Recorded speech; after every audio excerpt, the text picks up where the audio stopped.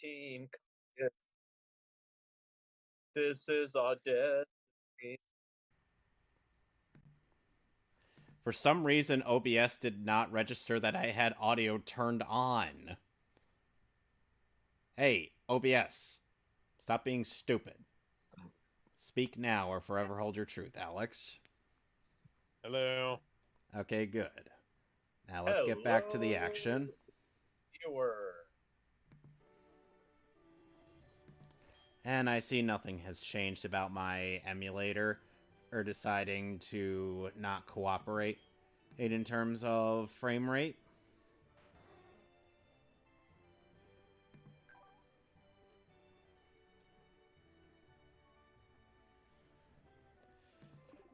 Anyway, let's cover this route. The first name I see on your roster is Zeppeli. Yeah. Yeah, this is a Led Zeppelin themed team. Oh, nice.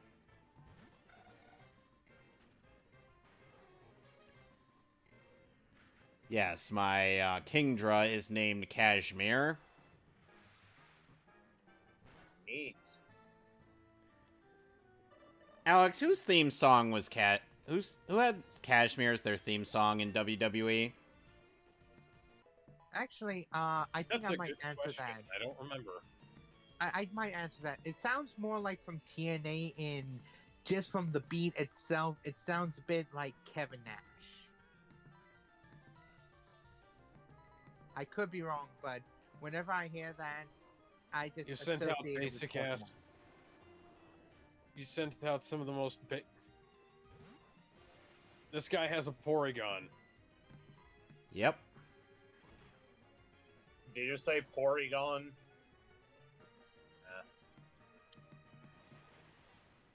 Yep. And by the way, it's currently storming outside. Yeah, it was one fucking Porygon. Yeah, it was storming outside earlier in. No, as in it's no, as in, and we're literally in the middle of a snowstorm.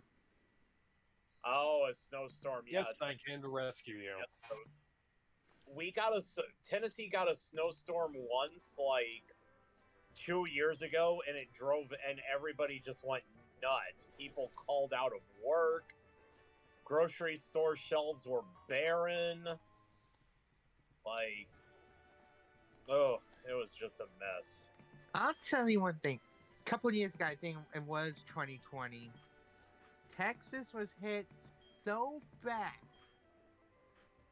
that it wasn't might just. have been 2021. Might have been. It might have been. Yeah, Because I think. remember it Yeah, I was- think it was 2021 when Texas got hit with that. Yeah, and I think Ted Cruz, like, what did he do? He ran away like a little bitch or something. Yep.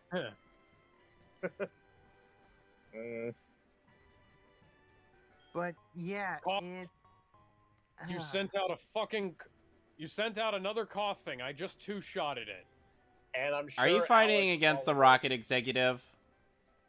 Yeah, and I just I'm sure- two-shotted it again. I'm sure Alex has a Ted Cruz joke somewhere that he's going I to don't make. doubt Alex? Well, what would you expect from the Zodiac Killer? that.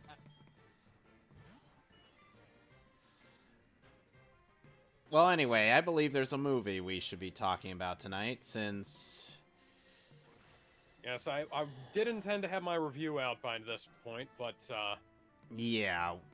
Ant-Man and the Wasp Quantumania, not exactly what I would call a good start for Phase 5.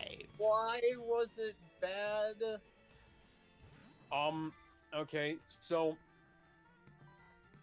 Nothing happened in it. Yeah, Sorry.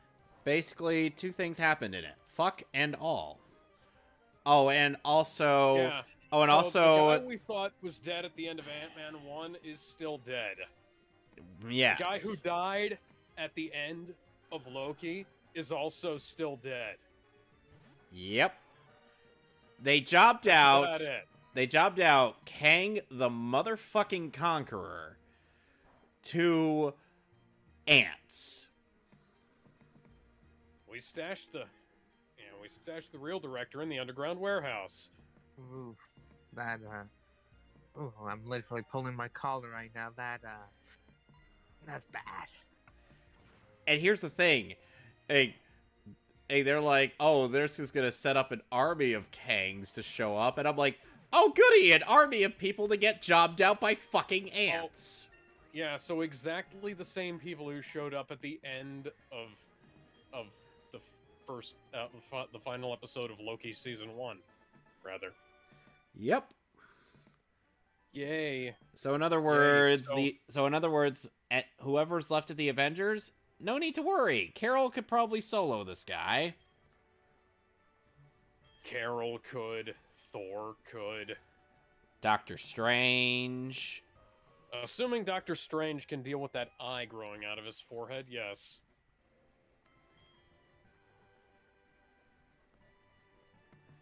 I'm sure he can. This could just be me because I haven't really kept up with the movies. But I want to see Thor go back to his old, to his old glory, because the whole fat Thor thing, the whole... Okay, Thor is buff again, but also he's more of a joke than he was when he was fat Thor. So, yeah, you take the rough with the rougher. Didn't Thor get replaced? No. So Lady Thor shows up, and then by the end of Love and Thunder, she's dead. So basically... Natalie Portman? Yep. Yeah, so for all we care, it's just... I was gonna call her Natalie Portman. Yeah, Natalie Thorman. Yeah, for all we care, her... Okay, so... I'm gonna have to wind back to Black Widow. Forgive me for this, but so the thing about the MCU in Phase 4 to now is that it seems like just about everything is just nothing. It's literally filler. Well, it's not even just filler. It's canon filler. Yeah, it doesn't amount to anything. There's entire TV shows that amount to fucking all. There are movies that amount to fucking all. Well, every single film aside from Spider-Man and Doctor Strange in Phase 4 amounted to nothing. I was gonna go back to Phase 1 through 3. Yeah. Every single movie and some episodes of the TV shows, every single episode, everything in Phase 1 through 3 had some level of meaning. Yes. And the meaning was like the first thing that went built something. And there was always something new happening in each one, and they were all setting up new mechanics that were paid off in later films. And now they're just kind of not really doing that. Like, the movies are all one and done. There's nothing... hell, Alex, say what you will about Civil War, but at the very least, it actually established why Tony's reluctant on relying on Captain America. Yes, well, we also got introduced to... Spider-Man, Black Panther, we had all kinds of stuff. Did you ever see that one post on Twitter, or after Black Panther was announced for Civil War? The post kind of. The post was I don't care memes. No, the post was "Officer, help! A black man stole the movie." Yeah, sounds about right. Not my words, the words of somebody else that I essentially quoted. Yeah, but you can still find that post by checking the TV Tropes link. Let's see here. This is Tin Tower, right? What'd you say? Well, Wait, where are you right now? No. Hang on. Okay, so this is. Let me check out the map. You're not supposed to go to Tin Tower at this point. No, okay. You're supposed to go, underground. Going underground, going underground. Underground, Sonic Underground. Fucking hate that show. Okay, I will say one thing, and this is kind of. Fran brings up a good point. No.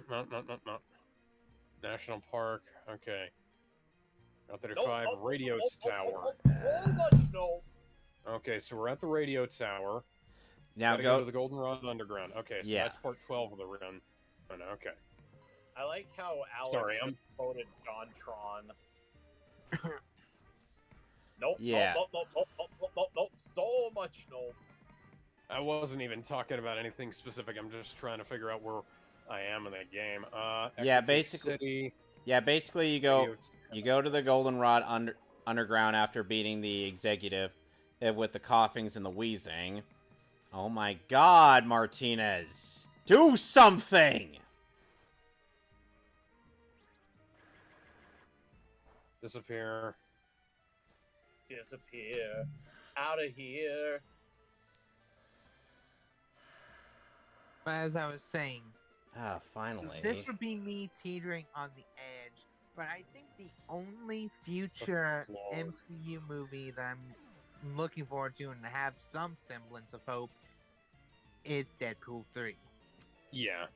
One of the things that always baffled me about the quote unquote criticism of the MCU and is the fact that people kept bitching about how I was like, Thor and Captain America's movies are only there to set up those characters so that they can appear in the Avengers. Meanwhile, now we just have characters showing up in other movies apropos of nothing, so that they can appear in literally anything.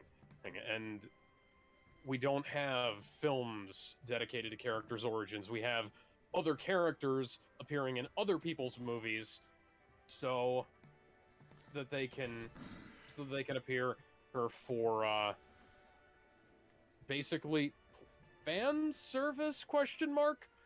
I mean, I'm wondering how many people all really cared that Wong and Abomination were in Shang-Chi. Well, does anybody know why well, first thing I need to ask is why did the Shang-Chi movie get made in the first place? Because Shang-Chi is not a key member of anything. Because they Shang-Chi wanted a movie to quote unquote change the world. Time to face the strange. They could have. They could have done something sensible to change the world. This is the problem that the fucking comics had back in the day. You have a level 10 Slowpoke, you send the level 10 Slowpoke out against my Rock Snake. I have a level 30 Rock Snake. You're sending out another Slowpoke. Just put your hand on the deck and surrender.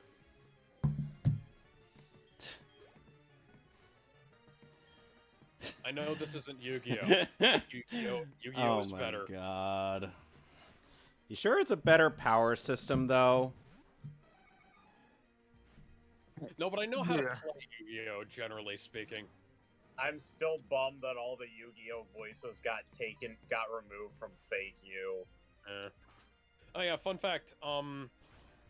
There's a glitch that is only present in the US version of Nightmare Troubadour for the DS, where Pegasus just disappears from the game, even though he's supposed to reappear later on. What?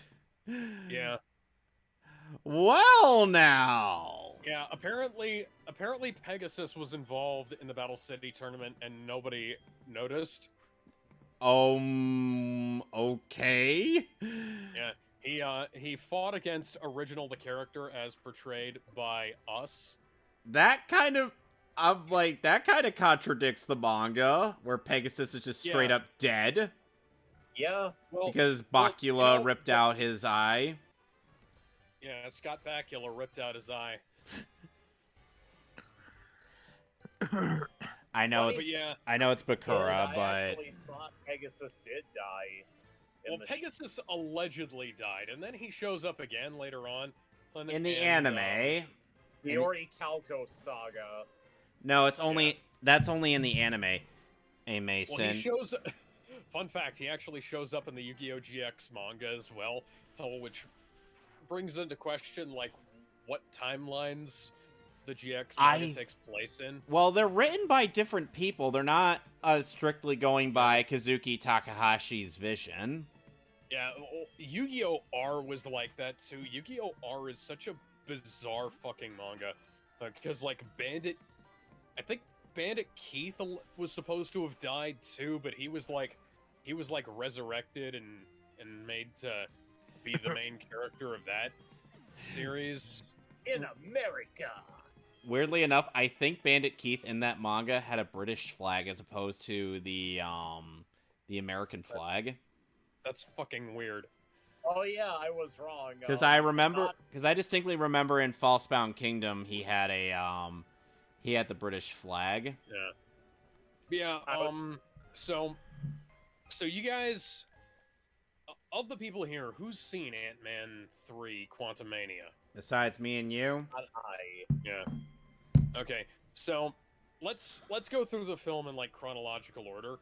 Don't worry about it. It'll be very quickly because nothing happens for the first 30 minutes of the film. Oh god, I've gotten into the ice cave. If this were Final Fantasy 1, I would be terribly concerned. Scott has this little montage at the start of the film. Actually, the movie opens with a Okay, so the movie opens with a flashback to some point between Ant-Man and Ant-Man and the Wasp. Ant-Man and Ant-Man the between like the prologue, not the prologue, the flashback. There is a flashback that takes place after the flashback in Ant-Man, and the flashback to the missile launch in Ant-Man, and that Janet shrunk herself down to the quantum realm to like it takes place after that, but before the events of the rest of the movie, but also before like the stuff that happens in Ant-Man and the Wasp. And somehow they never, like, okay, so, spoiler warning, we've already talked about spoilers, so, okay. Kang shows up at the start of the film. Yep. Apropos of nothing. And, despite the fact that Janet ages, like, okay, so Janet ages an indeterminate amount of time while she's in the quantum realm, but Scott didn't, and Kang also doesn't. Because of course not. Then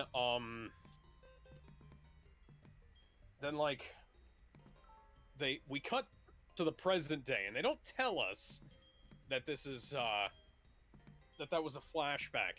So if it's been a while since you've seen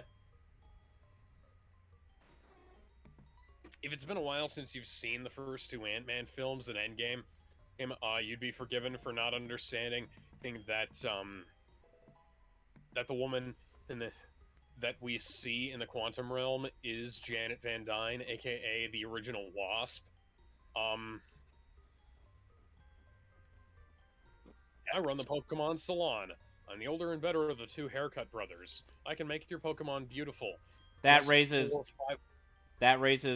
is Pokemon's happiness, which is an actual mechanic to some Pokemon's evolution in the game.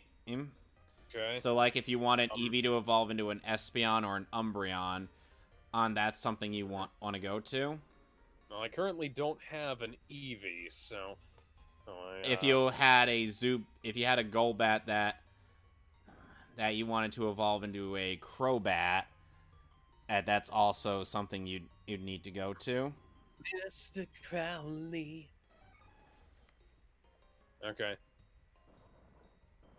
So there's this little montage of Scott Lang being high on life about, all the cool shit he's been involved with. And then he gets this call from the San Francisco jail He's like, about how Cass, yeah, he's about like, how Cass, how did this happen? Like, why is this going? What's going on here? yeah, about how Cassie is in jail. And if you watch the trailers, all of the trailers, they don't actually show you that it's a call from the jail. They show you that it's a call from Cassie, and the trailers all kind of implied that Kang was going to give Scott a chance to, like, maybe go back in time and spend more time with his daughter during the time when he was, down in the quantum realm. Yeah. Scott Hall. That doesn't happen. Nope. Like- Basically, all this Yeah. kind was just a lie. All that all that stuff in the trailer, or as hell, even Yeah. I seem to weirdly enough recall seeing a bit of teaser footage of Scott Lang confronting a variant of Ultron. Yeah, I believe something like that was in there, and quite frankly, that. Oh, so I'm not that could've crazy. No, I think you're right, but the thing is, Marvel also shoots fake footage for their trailers. They cut and reshoot and all kinds of stuff. Of course they And do. guess what? They reshot the ending of this movie back in January. So The end. It's The ending that I heard about where Kang actually escapes. yeah. So that's the thing. That's the thing that happens. So Blah, blah, blah, blah. yeah. So Scott Are you being crossed? Scott goes to bail Cassie out of jail, and it turns out that apparently, okay, so she got arrested for something. What she was arrested for is completely unclear, because the film doesn't. She shrunk down a police car. Oh yes, she shrunk down a police car, but she says that the San Francisco Police Department fired tear gas into a park full of peaceful protesters. Sorry, I couldn't help it. That's just comically fucking evil. And no, not even not just that. It's just like that the meaning of the term peaceful protesters has, that's lost all meaning. That's kind of a lot. Yeah, that's been a they keep using that term. I don't think it means what they think it does. Yeah, that term's been diluted over the years, hasn't it? Yeah. And so nobody's really sure if she's like peaceful protesters or peaceful protesters. Yeah. And then in the car, she says that, she was trying to keep the cops from breaking up a homeless camp, and apparently the homeless camp they fucking they've been making I think Hope has been making new resources with the PIM particles. So what even is the issue here? Well, that's something I bring up in my review that'll hopefully be out like either tonight or tomorrow. When I am going to kind of cut this stream a little bit short so that I can go finish working on that. Because I'm about 95%. Usually my done. I just need to. You're fine. I usually cut my on my streams of this game a bit short, or since I do a lot of things in between in streams, especially when I gotta prep up for grinding and whatnot. Guys, I think the first time that Joseph has joined us on a Monday stream. It has. Yeah. And we're glad to have you. Yep. It's an honor to be here on a Monday. Kenya fainted. Okay, time to pull out the big gun. Well, Alex, be thankful that you're not playing a Nuzlocke run. You would have had... Yeah, I'm not gonna do something like that. No, I have more than proven that that's a bad idea.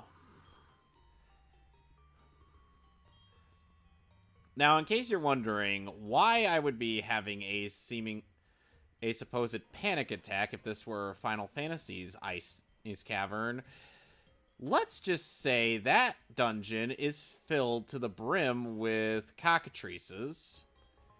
And you know what those do? Stream is muted.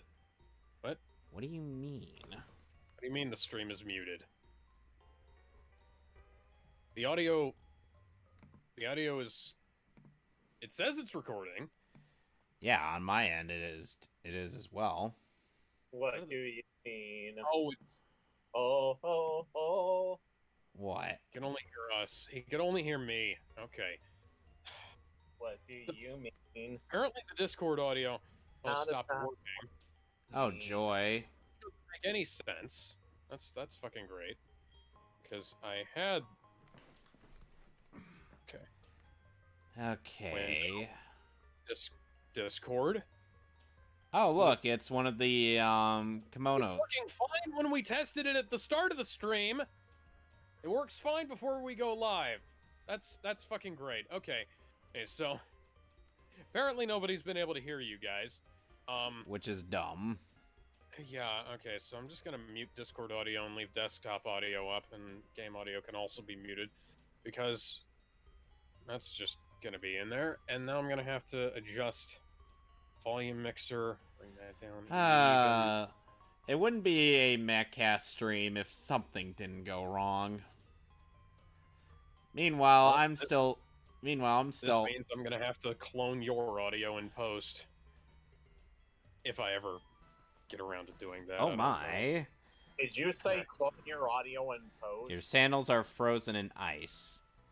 Why would Well, I you can, wear like- flip-flops in an ice cavern? On the, at least if there's any consolation, you got PP up. I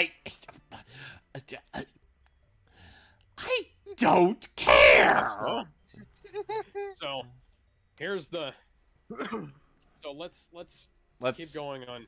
Let's keep going on Ant-Man, and because Ant-Man is fucking stupid. So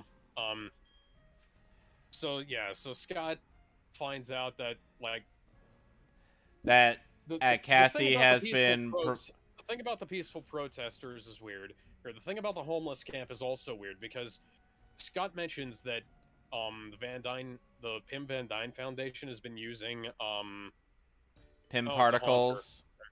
the Pim particles for like all kinds of charity work and shit, but there's still like homeless problems, even though they can literally just like build buildings at small scale and blow them up, or take big buildings and shrink them down so that there's more space, or make food bigger, which they literally do in this movie. This is so dumb. So Yeah. dumb, so dumb, so dumb, so. Just climbing in your windows. And it's like,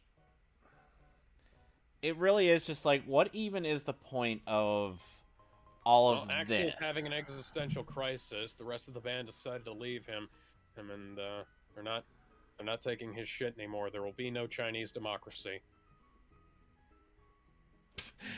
Oh God, it was Ben who pointed this out. Yeah, he said, "And your stream is mute. I can only hear you." And I'm just like, well, fuck. I thought, because I did a pre-stream test. Like, I've learned my lesson. I did a pre-stream test, and it worked fine. And then, it stopped working fine. Why did it stop working fine? Is it because I'm trying to go the extra distance to make sure that everything, like, try to kind of sounds right? Should I just not give a shit? If I didn't give a shit, I would say it's if I didn't give a shit, if I was like DSP, would I make like $10,000 a month like he does? No, you'd make $10,000 a month on just being known for jacking off on stream. Oh God, gonna go there. Oh dear lord. I'm not letting that go. No, you don't. Please don't. Somebody needs to remind people of that, because like. And this was but, like yeah, in. I think DSP is a this was fucking- in 2016. Keep in mind, Yeah. dude tried to be Oh, all Captain like, Talk. dude was I all. was just scratching my leg. Yeah. Yeah, scratching your leg, as if scratching your leg could get you that face. Unless you're a Yeah. dog, I don't see that. Yeah. So Cassie, they bail Cassie out of jail, and they find out that Janet and Hank have been enabling Cassie. Also, Cassie is played by a different actress than she was in Endgame, and she looks nothing like the actress who played her in Endgame. So, you know, Yeah, that's doing great here, stupid. guys. You know, why didn't you just use her? Was there a scheduling issue? I don't think that's how that works, but you know, whatever. So we're just not giving a shit about continuity anymore. And I can't even say that the actress they have in this movie is any kind of improvement over the one they had in Endgame. The one in Endgame only had like the one. She only had like 1 or 2 lines, maybe. Yep.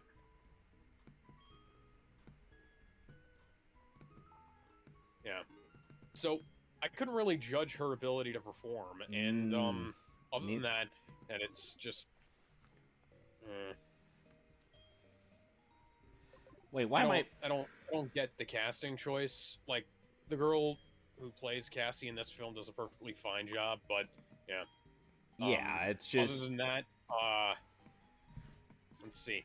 Oh yeah, so they find out that Cassie built this this beacon to go down to the quantum realm, and the quantum realm beacon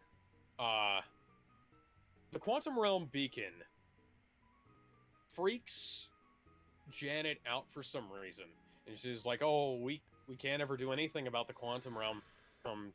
Never mind the fact that like the quantum realm shit was literally the thing that she was involved in that.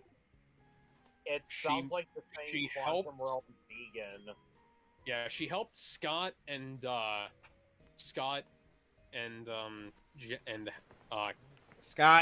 and Hope. Scott, Hank, and Hope. Oh, she helped Scott, Hank, and Hope. I was blanking on Hope's name. Yeah, she helped the rest of the Ant family. He send Scott down the quantum realm to gather up more Kim particles, I think it was. And you know, the weird thing is that yeah, she was perfectly fine with that, but now she's suddenly not. She's like, no, we shouldn't do anything with the quantum realm anymore. I'm like, lady. And then they all get sucked down into the quantum realm along with a bunch of ants. Yeah, somehow. Oh, and that bunch of ants were able to do things on their own and whatnot. Which they do set up. And then they don't set it up particularly well, but no, they set it up. Yeah, they at least set it up, but it's just not done well at all. Yeah, I get that Repel's effect wore off. Not that it means anything to me. Well, Alex, at the very least, I don't have to deal with a strength puzzle. Sadly, when you get to Blackthorn City, that's going to be what you have to deal with. Anyway, for what you got to do on your end, you got to press S3 switches is in an order, or that gets you into the rest of the underground on the side. All right, in the side entrance. Hey, I got a full heal.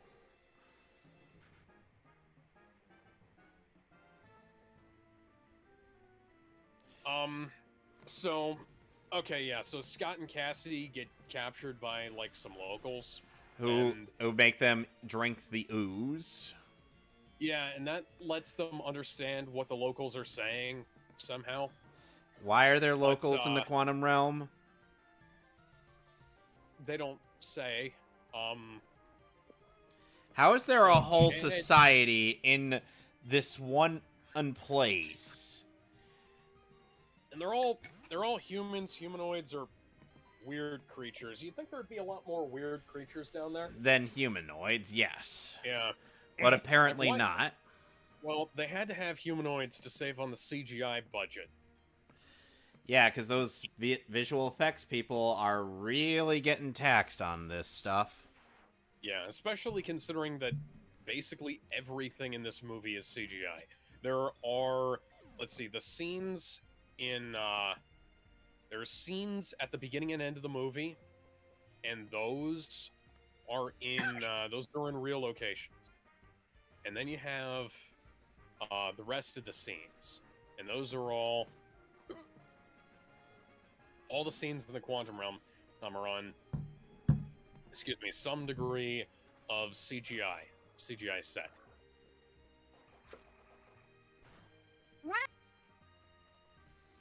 And meanwhile, Mason's kitty cat has decided to join us.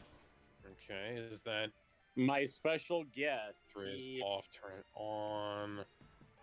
Down there, He no. said, Yeah. I don't. My cat. You might want to says I look don't up get on the to show walkthrough a what man order. movie. You might want to look up on the walkthrough what order you got to turn them on and whatnot. Upstairs. Because as unfortunately, unlike in the remake, they split those off into 3 separate rooms. In the remake, they're Yeah. all in one room, and it's fairly easy, which is the pattern in the remake is left, right, middle. Ugh. You know, the classic Nintendo 23 is number 1. This Discord call is a sausage fest. As if we could, you act as if we could get any. You act as if we can get Cat in here. Okay, got that door. Alex, remember, or when you press one unswitch, it causes another thing to Oh yeah, I actually forgot about Cat. I Okay, remember that door's her now. How's she been? closed. she's been all right. That door.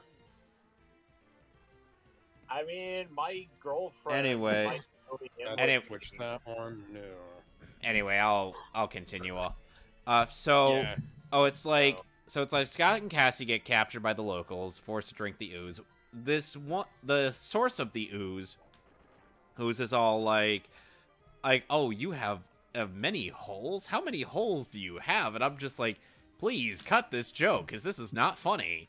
And then we have a telepath who's like, oh, his name is Scott Lang, and he has 7. And I'm like, okay, we didn't need to know that. This joke isn't funny. The bit has gone on for too long, and the scene adds nothing. Why is this telepath here? Don't know. He doesn't do anything. Aside from stating the obvious. Oh, yes. But that's just people. You know, in these movies. there was actually a really cool telepath in DC Comics who was able to not only read mind and speak telepathically, but he could also kick all kinds of ass. You know who that was, Alex? Who was it? I believe he was from a planet known as Mars. Oh, yeah. And he was involved in things that happened outside of the... You know, they don't bring the quantum realm people up to the big world at the end of the film. Nope. That would have been a change of some sort. Nope, they just leave him down there. I mean, granted, they do have, like, their own little society down there. So I'm not going to say that they need to be rescued or anything. Because apparently they're fine living there. Yeah, they're fine living there. Yeah, they're fine living there, or as well as having to live under the somewhat rule of the character as played by Bill Murray. Bill Murray, who disappears from this movie faster than he did from the Ghostbusters remake. Except this time, he didn't get disappeared by an actual ghost. He just disappeared. Yeah. You mean Ghostbusters 2016, right? That's what you're talking Sadly, yes. Yeah, the Ghostbusters remake. Okay. I didn't know if you were talking about that or if you were talking about the Ghostbusters movie that came out last year. No, Well, that was a More of a sequel, sequel. not a remake. no, that one was a good movie. Yes. It was Oh a great yeah, that movie, one in my was a opinion. sequel, wasn't it? I haven't seen it yet. Okay. So- Switches. In my situation, every once in a while, DirecTV will give me like a 3-week preview of like stars on, and that's how I was able to watch the new Spider-Man movie and how I was able to watch Ghostbusters Afterlife. Because I cannot afford Disney Plus. You shouldn't have to pay for Disney Plus. Disney Plus doesn't have anything on it worthwhile or of note, but aside from like stuff that people already have And or people is and, available. and other here's the places. thing, Bleach each 1,000-Year Blood War ended up being sold digitally on Amazon Prime, and yeah, that was the one time I was actually going to give money for. That was one of the few times I actually gave money for a whole show on that. For me, the streaming services I have HBO Max, but DirecTV that we have came with HBO, so it's technically in a way free. Yeah. Tubi, the better non-paying version of Netflix. Pluto TV. And Disney Now. Disney what? Now. Disney Now. Disney Ah. when? Disney now.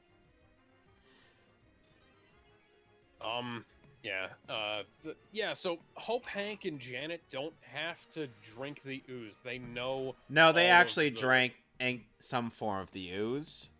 Whoa! Did they? Did Yeah. they? Because I didn't see that in the movie. It was in the shot glasses. the Is ones there that Bill Murray gave them. No, the ones that were given to them at the counter. There's a character named Hank. Is there propane in the Ant-Man movie? No, that would imply. No, there's No, merely his- audience pain. Whoa! Boggle, boggle, boggle, boggle, boggle, boggle. Yeah. They. Okay, so Scott and Cassie get abducted by MODOK. MODOK is Yellow Jacket from Ant-Man, which literally isn't possible. They show it like Scott shrinking him down like he did when he fucked up the suit, turned him into MODOK, but like we see that he literally implodes. That's Yeah. not how that happened. No, it's not. There's how that retconning, and then we there's also retconning and then minor we were also details, and then there's the climax of the fucking previous two movies. and then there's also the fact that we were subjected to the brief sight of MODOK's ass.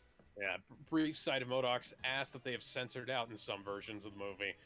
Who knows what it'll be like when it comes to DVD, Blu-ray, and 4K, but I don't give a I fuck. don't want to see that. Yeah.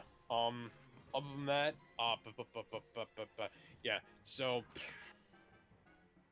So Kang makes Scott go shrink down the multiverse engine thing that Janet bigged up when she found out that Kang was evil.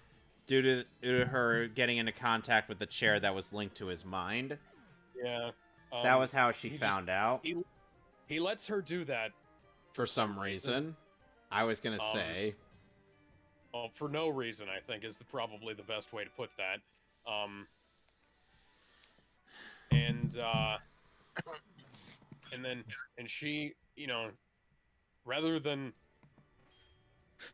doing something sensible and like alerting the Avengers to the fact that this guy existed at some point in time between Ant-Man and the Wasp and now, she just doesn't say anything to anybody. Because apparently she has post-traumatic stress disorder of the guy. Oh, I don't want to talk about it. I don't want to talk about my time in the quantum realm. Never mind the fact that we spent like a good portion of the last movie trying to get back to the quantum realm so that we could do stuff now that we can access it readily without fear of being trapped there. All right, just switching up my guys, and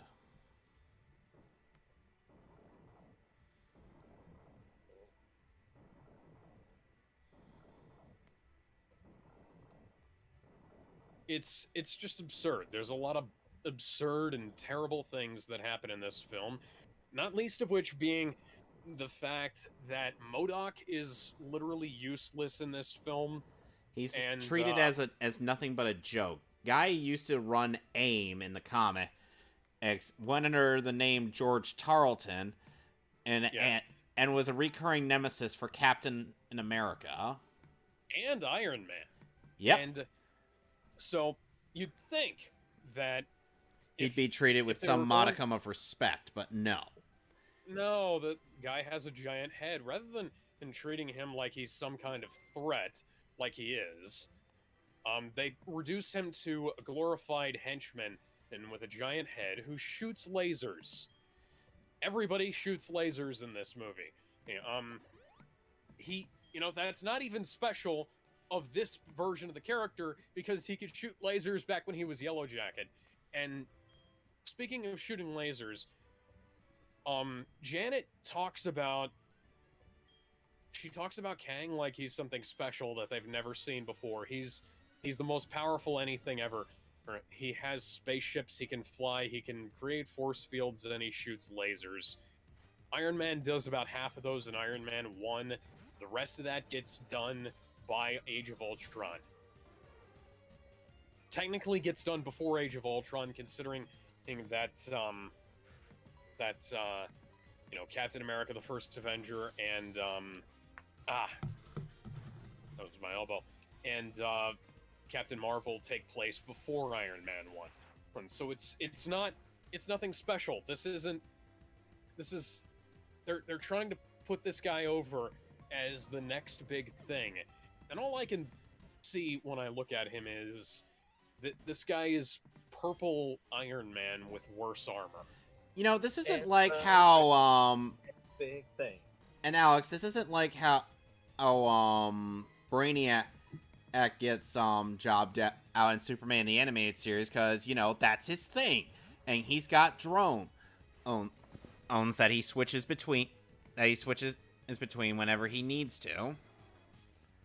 You know what I mean? Yep. Open the shutters on the 3rd floor. Wait, so you're already TM-35. Wait, you already figured it out? Yeah, I saved the director. Oh, good. But so now I got the amulet coin. The amulet coin is a held item that if you give it to a Pokemon, after the battle, you'll get more money. If only there was an amulet coin in real life. Yeah, but then you'd have to battle people. By which, what? Do I have to, get in fist fights with them? Yes. So, considering we're not legally allowed to have animals battle each other to the death. Nah, and I would also lose my cats, and I'm just not down with that. Potion revive. I know you don't want to lose your dogs, so... Rage candy bar. Max ether. Guard spec. Full heal. X attack. Yes, Kevin, I too saw that degenerate posting misleading info on pit bulls a few days ago. Yeah, so... Gonna put you to sleep real quick. There's this really weird visual effect where Scott spawns a bunch of clones of himself once he enters the multiverse thing. I'm just gonna call it the multiverse thing, because, what the hell else am I gonna call this? Oh, yeah, hey, we're at the gym. Matt Walsh is also Wait, what? Who thinks pit bulls I just came out of the underground and now I'm in the gym. Alex, No, you're at the mall. Alex, you know I'm how at the much gym underneath the mall. is. with all the buff dudes that you can find in LA. Oh my god. Just go up That's the a elevator. media reference. Just go up the elevator to the first floor and then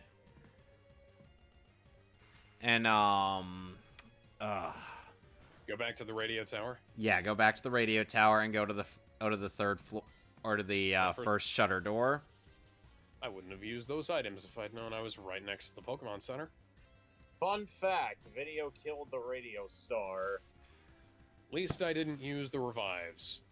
I was gonna say something. Yeah. Okay. So, yeah.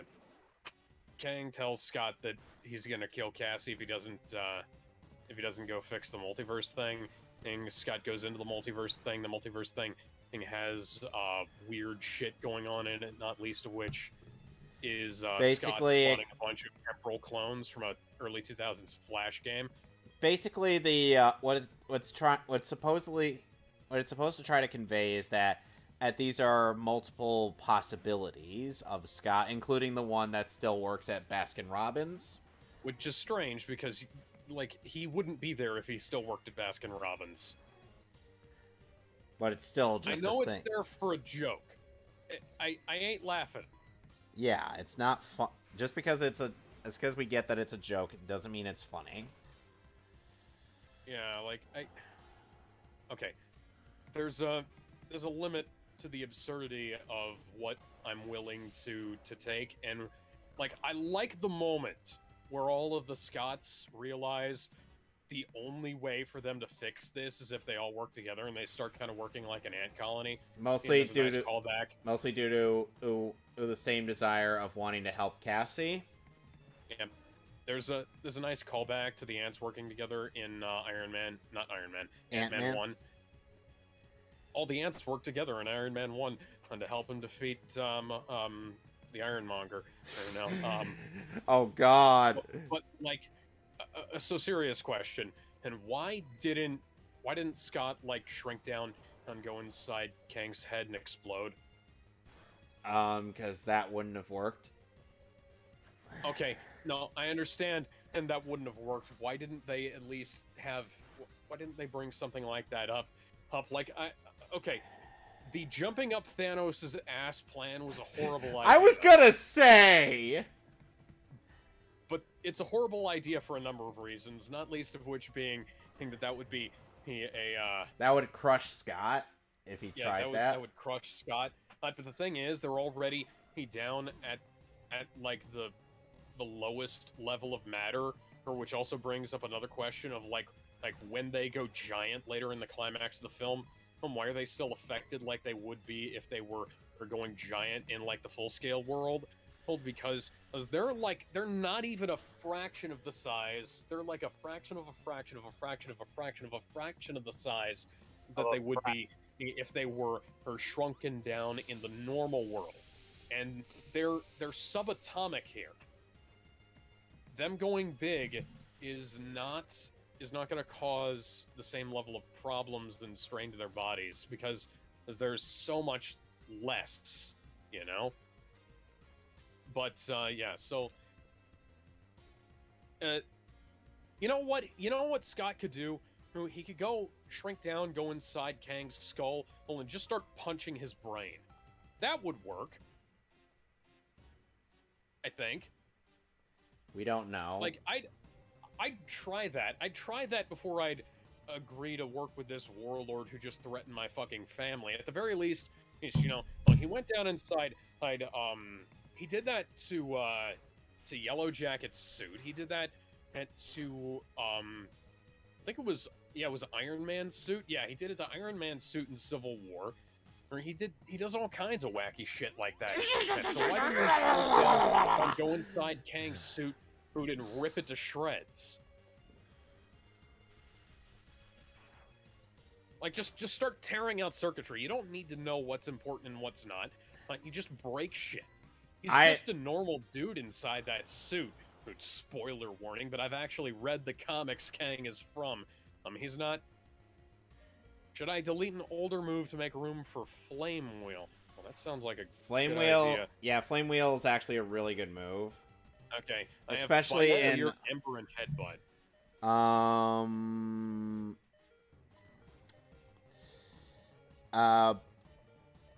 Lear. Lear. Okay. I never use Lear anyways. Who Jesus, does? tap dancing Christ, Claire, your Kingdra is... I think and me scoffing at Frank and for thinking this thing is a threat is starting to come back to bite me. You're not gonna take another step in the King Rocket Fortress. I'll stop you with one fucking Golbat. I'm gonna throw a big rock. Oh, thank God, Martinez saved the day. I'm gonna throw another big rock at you. Oh no, I'm hurt. I'm gonna call out my doggy friend. No, I'm gonna call out my my bird. By the way, Alex, if you have a Firestone at this point, this would be the best time to evolve your Growlithe into an Arcanine. I don't think I have one, but I'll see if I can. Oh my God, woman! I beat your ass! I literally am going to call Alright, out. you at the part where she acts like a spoiled brat and can't Yes! Holy shit. She take the L. Doggy saved my don't ass. Like, take the L, woman! Okay. Anyway, Dance.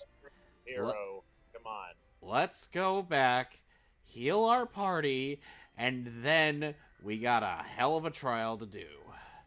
And unfortunately, I gotta catch a water poke. I gotta make sure I have a water Pokemon that can I can use Whirlpool. I'm gonna be right back. Kevin, can you keep talking about the... I hesitate to use the word movie. Alex, they filmed it in front of a camera, despite your reluctance in calling this a movie, it is by legal definition a film. Yeah, sorry, dude.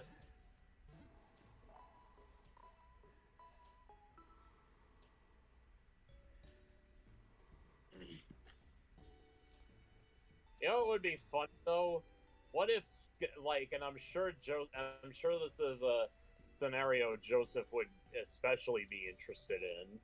What would that be? What if it was Scott Hall that was Ant-Man? Yeah. Scott, who now? Scott Hall. Professional wrestler. Scott Hall is Ant-Man. So yeah, Okay, so I'm gonna try and get through this fairly quickly. The fucking movie. Yeah. So Scott shrinks the thing down, and Hope helps him. Hope keeps him from dying, and then Kang, shock of all shocks, fucking betrays them. Oh, gee, the bad guy offers you something you want. You go through with his demand, and then it turns out that he lied. What a revolutionary concept. Oh, I have a Pokemon that can use Whirlpool. Every time you say Kang, I keep thinking he's saying Kane, you know, like the wrestler. For some reason. There's a character named Kane in Marvel Comics as well.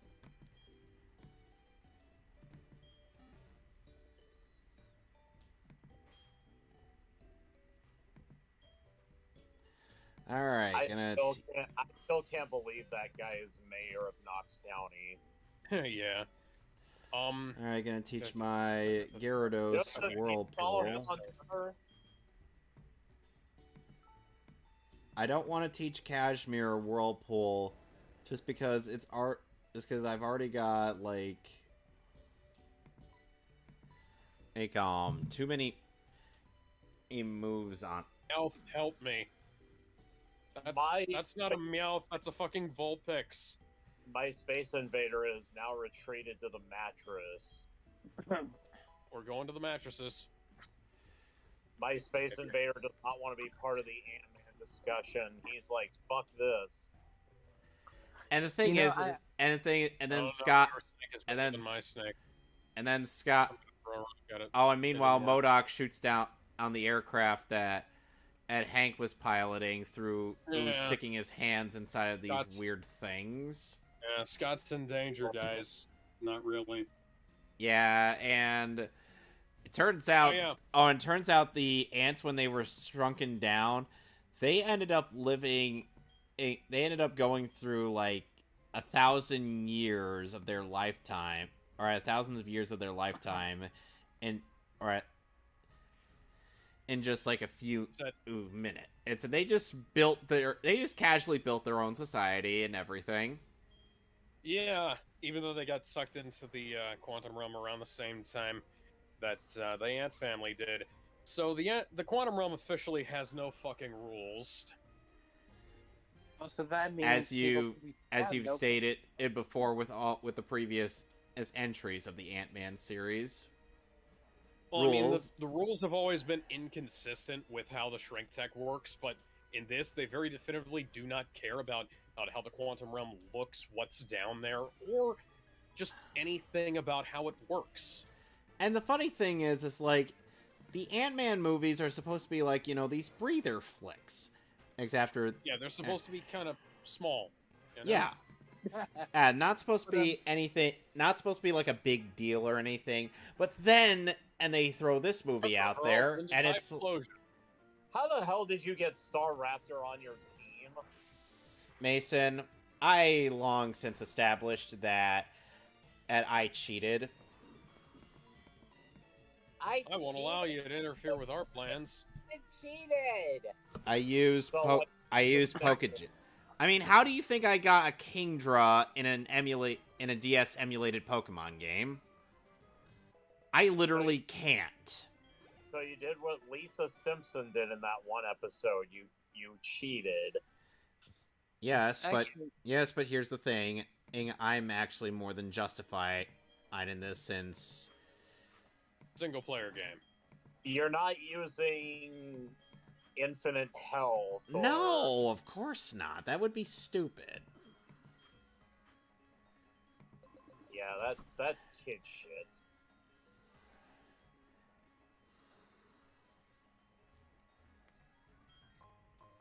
Ah, calcium. You want to know something funny, Alex? So after you do the Team Rocket stuff, you could actually go to the Tin Tower and try to catch Suicune there. This Slash received clear ball. Phone call. Be right. Tower here in Creaky Tower, Radio Tower. Elder in construction. Sorts of Pokemon lived in Goldenrod. Bell has some connection to Tin Tower in Ecruteak City. Ah, that's foreshadowing. Yep. Team Rocket whispering, something's going on at the Tin Tower. Alright, so, like I said, I found an Ultra Ball. Now, Alex, Suicune is going to be a bit of a difficult one to catch. Okay. That's at the Tin Tower, right? Yes, that's at the bottom of Tin Tower. However, it's at level 40, and has a variety of move. It has like quite a few moves at its disposal. It has Gus, it has Bumblebee, in the works. So yes, it even has a countermeasure for if you chose Chikorita as your starter. Boy, Chikorita cannot catch a break in this generation, can it? Apparently not. Wait, why did I do that? No, I'm just keeping Stairway to Heaven in battle.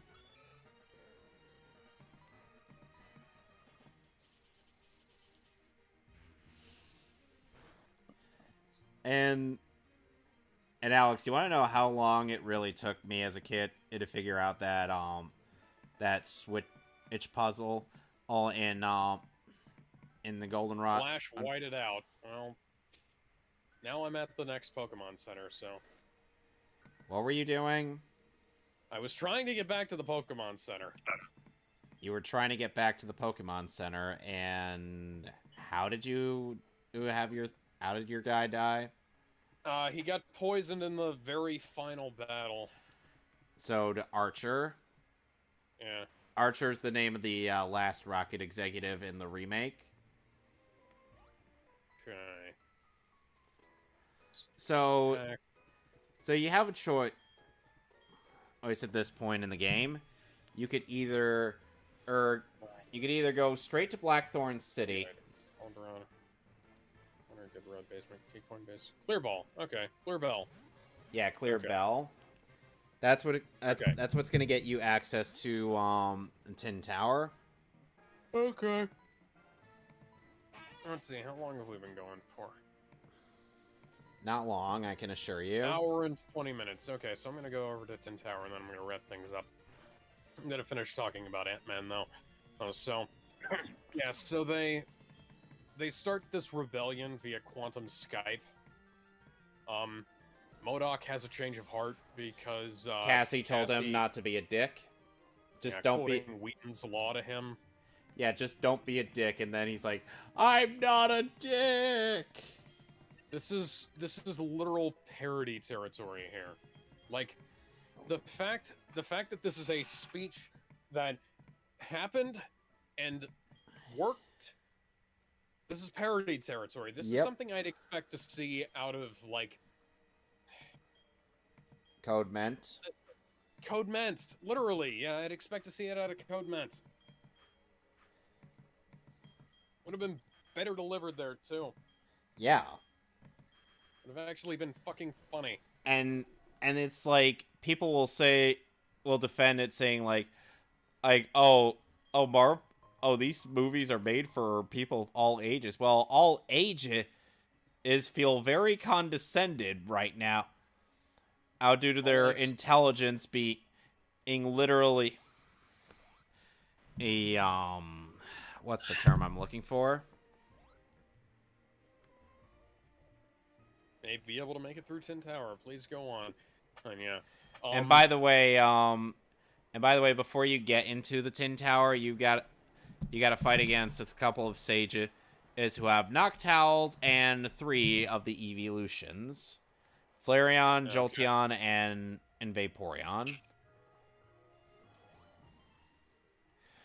Well, Alex, now I gotta do a test. This is something you gotta do as well. Good to see you here. No need to explain why you came. Claire sent you here, didn't she? That girl is a handful. I'm sorry, but I must test you. What is your name? Slash. What is your quest? Is to become a Pokemon Master? What? I'm the very best, like no one ever was. Is your favorite color green? Alright, there you go. Yeah.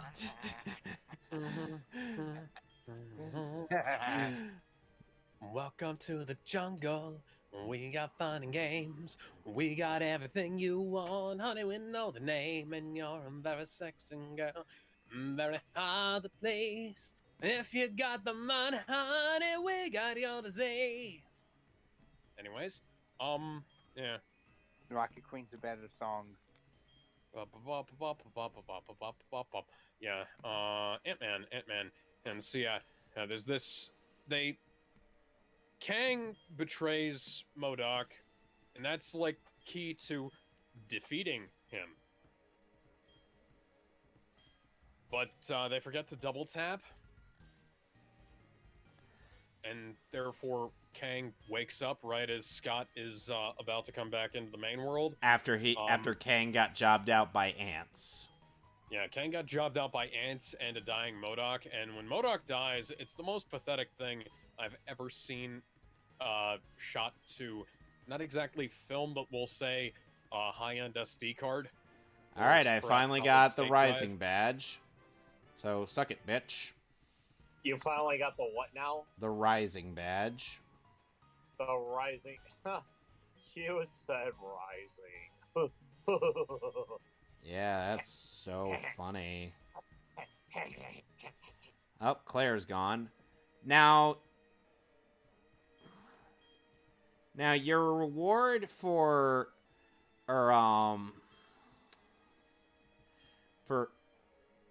answering those questions actually comes in when you go back there. And Alex, and depending on how you answer the questions and is given to the sages, you could earn yourself a Dratini with extreme speed. Really? Yep. A level Yeah, 5 that's pretty- a level 5 Dratini with extreme speed. So, even if it's a weak Pokemon on right out at the bat, No. we We have a sleeping Vaporeon. Keep the internet away from it. Oh, No. God. No, we are talking about Ant-Man. no. We are not talking about Vaporeon. Scott turns Yeah, big. so- Scott turns big, leads the and helps motivate the rebellion. Rebellion, And Modok dies. The most pathetic way manageable. They Ant-Man- forget to double tap Kang. Kang comes back. Kang almost kills Scott. The Ant family stands around for way too long. When if all of them went back in there and just beat the hell out of Kang, I think they would have been guaranteed a win. Apparently Scott and Hope were supposed to get stuck in the quantum realm, and Kang was supposed to escape, but they reshot that ending at the last possible second before the film released, and it's really fucking obvious. And then they get out. Scott has an existential crisis because Kang said that he was the only person who could stop the rest of the Kangs from taking over or causing some kind of multiverse problem thing, multiverse war. Loki and Mobius. Mobius. I was trying to Owen Wilson. Loki and Owen Wilson show up in the end credits, and the Council of Kang show up too. And they also have Victor Timely, and there's too much multiverse shit going on in this. This is an Ant-Man movie. Why the hell was this a different version of Kang? Why couldn't, if they'd have taken He Who Remains from Loki, imagine if at the end of the Loki show, rather than shivving him, they had like some kind of big fight, and he got eaten by that dragon thing that he kept as his garbage disposal. But that thing actually sent him down to the quantum realm for some reason. Granted, I am pulling this out of my ass, but imagine that he gets sent down to the quantum realm, and then that's the same guy. And then he breaks out into the real world where things that matter, things that matter to us, people who we care about, because the real world is where we live, Granted, we don't live in the Marvel universe, but we live in the real world. We can relate to the real world. The quantum realm is so fucking alien. The people in it, when they are people, are still so fucking strange that you can barely even relate to them. And there's nobody really understands. Okay, so what do I have to ask these guys? What do I have to answer from these guys to Do I have to answer a certain series of questions now? No. It's after you clear Blackthorn City, Jim. Okay. And by the way, that's after you go through the ice path. Okay.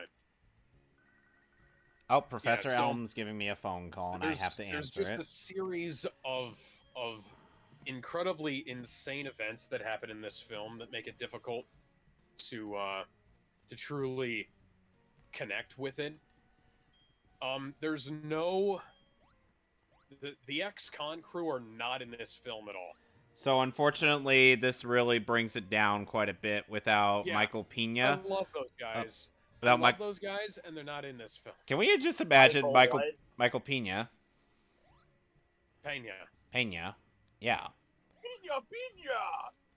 Seriously, he's one of the best characters in the movie. He is. Imagine Michael Pena recapping everything up to that point, and Scott be like, are you sure you got everything right? Well, of course I did. And I was just following what you said. I get that, but are you absolutely certain you got everything right? Hulk just be like, yeah, I don't think Iron Man would say that. You see, that's the thing. And that's how I feel Iron Man would say it. Luis is what? Did you publish this anywhere? No, I didn't. Then why are people asking me if Iron Man said, and I'm Iron Man, bitch? That would be amazing. Well, that's the thing. And that's the beauty of it. You know what? That's how the film should have fucking started. It should have been a conversation between him and Luis. Them talking about all the whack-ass shit that happened between Ant-Man and the Wasp, and then just have him give a fucking recap. That way we start off the film with some like Just imagine Thanos. Just imagine Thanos and Robert Downey Jr. are doing doing the stuff in Luis's mannerisms. Yeah, that would have been great. Just see, we've already made a better movie than this, and we're not even fucking trying. Yep, Okay. I did not give two shits or fucks. Yeah, I don't get it. I don't know what happened in this movie, because an Ant-Man film should be really difficult to fuck up. You have things happen that are, you know, somewhat connected. It's somewhat connected. It's not. It doesn't have to be the most dangerous anything. We don't need the fate of the multiverse, the literal fate of the multiverse, at our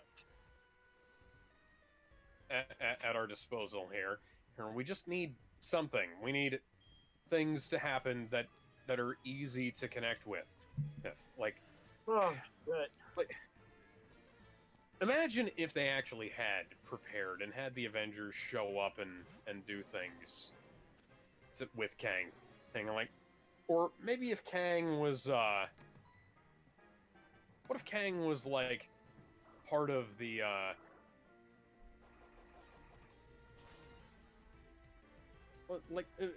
maybe Kang is, like, wait until the Fantastic Four movie comes out for them to introduce who's a guy who's the great grandson. Fuck, Sui Kyun fainted. Well, Reload Oh time. yeah, speaking of which, yeah, it's some pretty good Pokemon, Mason, do not bring that up. For the love Why? of God, we don't need you to just. I'm afraid to Why? find out. Joseph, Rewind time. let's just say that Mason has found something to lord over me for all time. I don't know what you're talking about. Not really. You know damn well what I'm talking about. Wait, this news bothers you?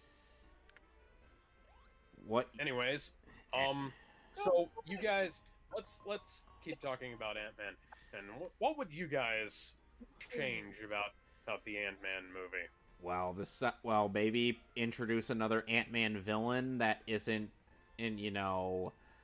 introducing a goddamn Avengers level threat who was able to age Thanos until he was a fucking skeleton.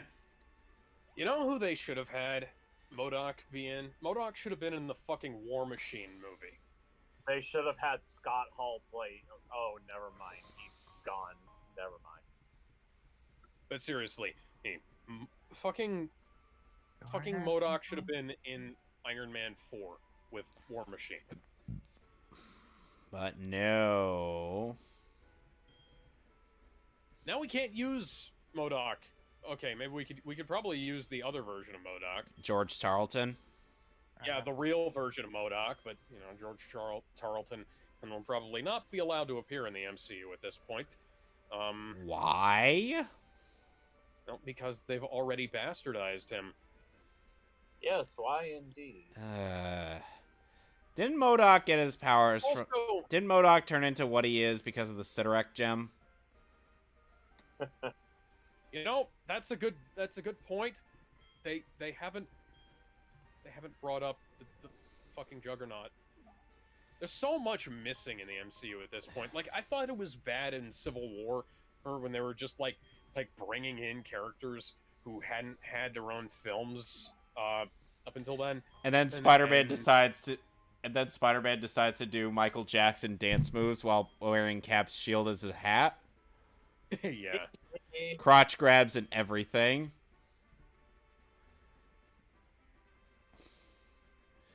I'm There's sure. a bit I gotta work on. And I keep forgetting to do it. But seriously, they've been bringing in characters who have very little connection to they have supervillains who have no connection into the heroes they're involved with. They have Ghost is supposed to be an superheroes Iron Man villain. Yeah, they have superheroes who have no connection to the villains they're fighting. And they have superheroes posing as supervillains in the TV shows and movies. There's there's a Agatha Harkness.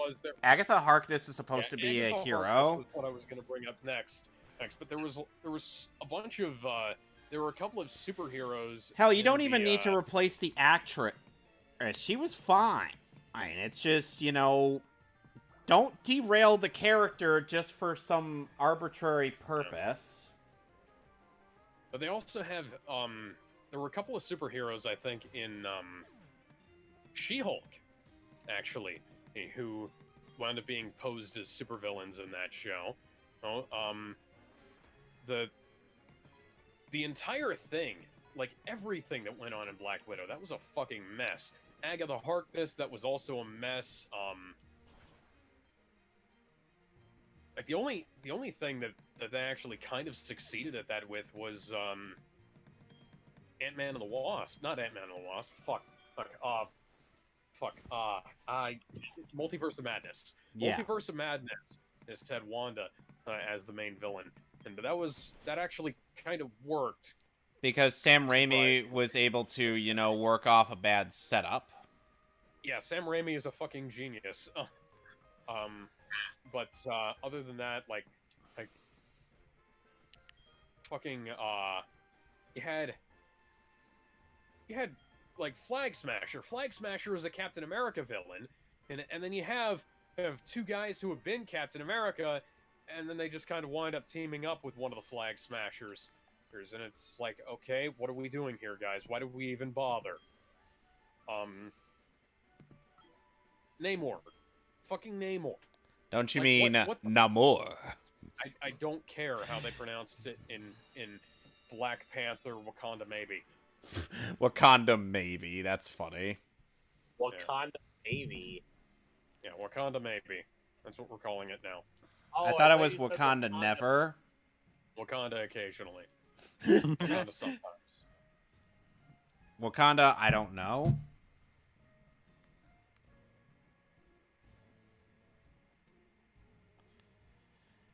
And it's just like the MCU tries to make everything canon nowadays because it's starting to become the Kingdom Hearts problem. Yeah, because we don't know what the hell is canon anymore. Because they're bringing in Agents of S.H.I.E.L.D., even though Agents of S.H.I.E.L.D. deviated from the MCU after, because they just didn't interact with the Snap at all, even though they set it up.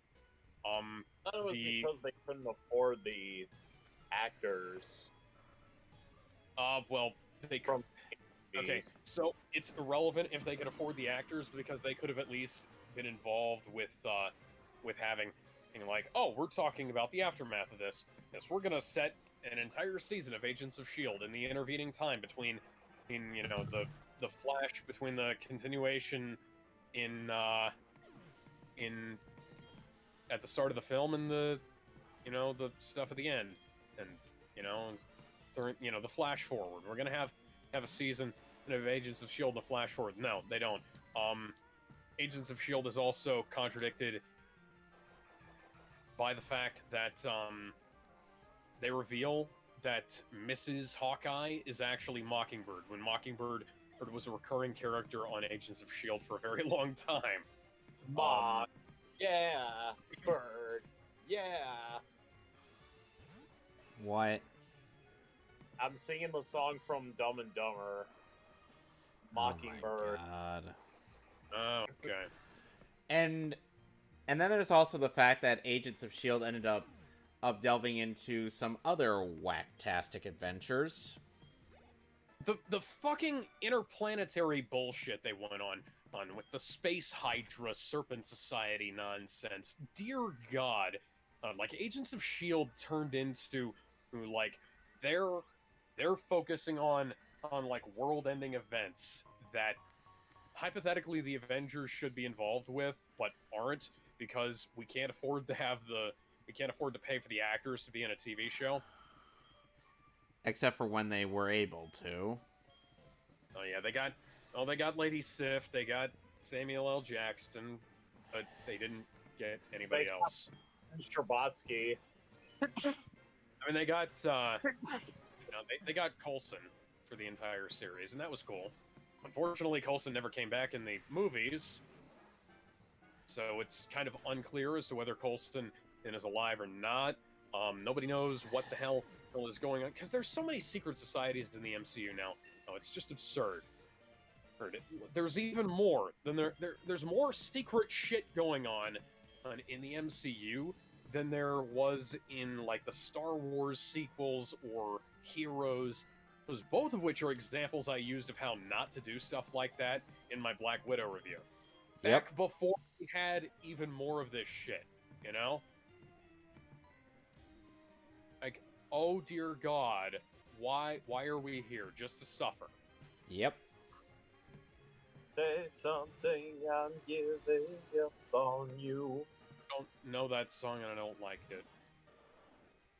I don't know. My I know that girlfriend song and I don't like really it. likes that song.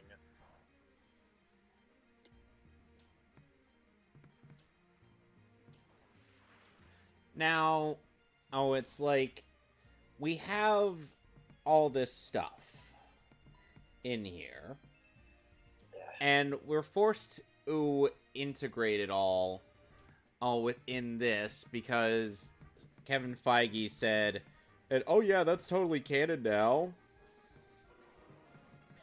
To which I'm like, have these people not seen any of the convoluted bullshit that the Kingdom Hearts series delves into? Because after the first game, after the first game, we have like a entire side game that is canon, and despite the fact that many people who have played the original game on the PS2 are not going to be able to experience it until 2008 when they re-release it on the PS2 under the moniker or Rechain of Memories. Then we have grab some more Pokeballs, because I only had 3. And then there's the fact that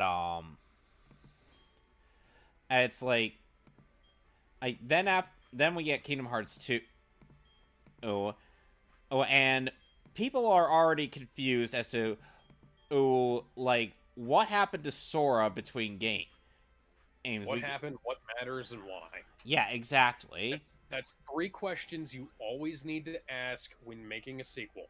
What happened and then why? What happened, where did it happen, and why? And why should we care? Exactly. And unfortunately, it's like we have all that, and then of course, with Kingdom Hearts 2, it's like we get multiple, and I do mean multiple spin-off / sequels or prequels. We get 358 Days Over 2, which is a DS game, further alienating the PlayStation audience, and for that being on the DS and not on the PlayStation. Then I can see why they do something like that, considering the DS was the most popular handheld in the world, but at the same time, they could have put it on the PSP like they did with Birth by Sleep. Well, yes, obviously. Yeah, and speaking of which, was what I was going to say. And speaking of which, then we have a prequel that really sets out to basically kind of make a lot of things utterly meaningless, is due to the fact that it's like a lot of this was already preordained due to a bunch of bullshit, and because everybody in that game is an idiot, even in the supposed smart one of the group. Aqua is a fucking moron. Kevin, where do I find Ultra Balls? You'd have to buy them at the Pokemart in Blackthorn City. From PC. Well, I guess I'm gonna stock up on Great Balls then, because I don't think I can get the Blackthorn. And let's see. Blackthorn is Blackthorn, you go right of Mahogany Town, battle a bunch of trainers, and go through the ice path. Okay. I've got big balls. Well, at least this person didn't hack the Doug trio due to the fact that it's at level 27. Diglett evolves into Doug trio at level 26, is for context. Unfortunately, there's going to be quite a few shenanigans. There's going to be quite a few shenanigans on this. Anywho, getting back on track with my tangent. And so yeah, Birth by Sleep ends. But here's the thing: you're gonna want to have to play / look up a synopsis of this game, or rather just watch a playthrough of it. To get an understanding of what happened in Kingdom Hearts 3, because this is all very important somehow. And then we get that Bass Ackwards film that we watched in the form of Kingdom Hearts Recoded, which was originally a mobile phone game in Japan titled Coded. Oh, but then it was ported to the DS. Again, the DS as opposed to the PlayStation Portable. And then they recoded it, and then they made it into a movie rather than... No, we haven't gotten to the HD remixes yet. Then then in 2012, for the 3DS, we get Kingdom Hearts 3D Dream Drop Distance. It's not Kingdom Hearts 3, it's Kingdom Hearts on 3DS. And oh my god! They introduced goddamn time travel in that game. Time travel! When you want to make an already complicated story even more complicated. And then we find out that the efforts of the three protagonists in Birth by Sleep were ultimately meaningless because Xehanort are already pretty much planned and to find a way to come back. Because that's just how it works. And it's like, this happens in the middle of Sora and Riku's Mark of Mastery exam, where they just fuck around with those guys is long enough to just be like, hey, by the way, Xehanort wanted to plant and a piece of himself in Sora, or to make him one of the 13 darknesses.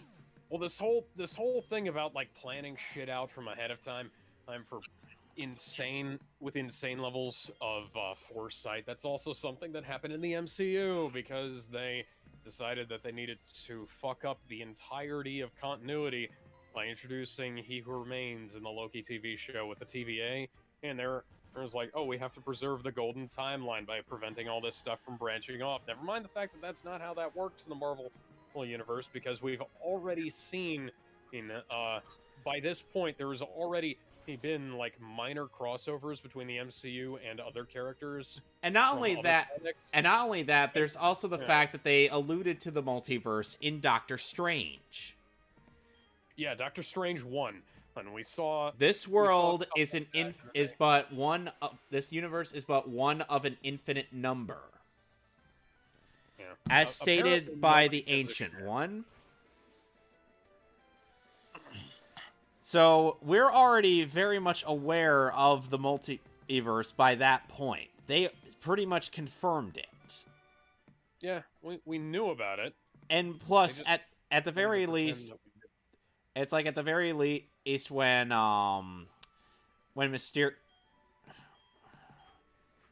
when Quentin Beck ended up scamming Peter, or it's like Peter already kind of had this idea that the multiverse might be a thing, and due to, you know, all the weird stuff is going on in his life. Oh yeah, that it wasn't that big of a stretch, but then No, it wasn't. somehow he managed to guess the multiverse number that they assigned to, and I have to say assigned because it's not the actual multiverse number, right, that they assigned to the MCU. Some part of me feels like he was kind of bullshitting, but then and by coincidence they just ended up going with it. Yeah, the continuity errors this creates in Multiverse of Madness. When they say that it's Earth 616, even though that's the comics universe, not so now we have at the 3 Earth MCU. 616s. Which brings us into DC Comics level little territories of having too many fucking universes that all share the same number. Yep. Anyway, and after 2 re-releases of Kingdom Hearts games that got re-released again on the PlayStation 4, we then get at Kingdom Hearts Birth 0.2, Birth by Sleep, a fragmentary passage.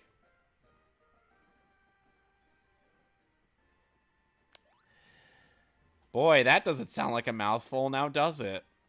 Yeah. And along with that, we get another movie in the form of the Kingdom Hearts Union Cross, which is a prequel to the mobile game. Yes, the fucking mobile game is canon. Why? I don't know. It just is. Here, Kevin. I'm gonna send you a bag of lies in the mail. Good luck finding my address. Some pissed off SJW will dox it sooner or later. That's how I'll find it. Of course. And then all of this comes together, albeit very flawed, comes together in Kingdom Hearts 3, which is released a little while after the whole 2.8 final chapter prologue compilation was released, which includes Dream Drop Distance. So, what fan of Kingdom Hearts is really going to want to stick around after all that, when they're just waiting patiently for Kingdom Hearts 3? They don't care about all this other shit. They want to get to the main stuff. They want to get to the goddamn fireworks factory. I'm sure you know. I have never played a Kingdom Hearts game, but I should. I have a hard time recommending this franchise, and that's why. Alex, you understand why after all that convoluted explanation. Oh, yes. And I've been through some of it. You've been through... Having context doesn't always help. No, it doesn't. Sometimes it makes things worse. Joseph, you ever play a Kingdom Hearts game?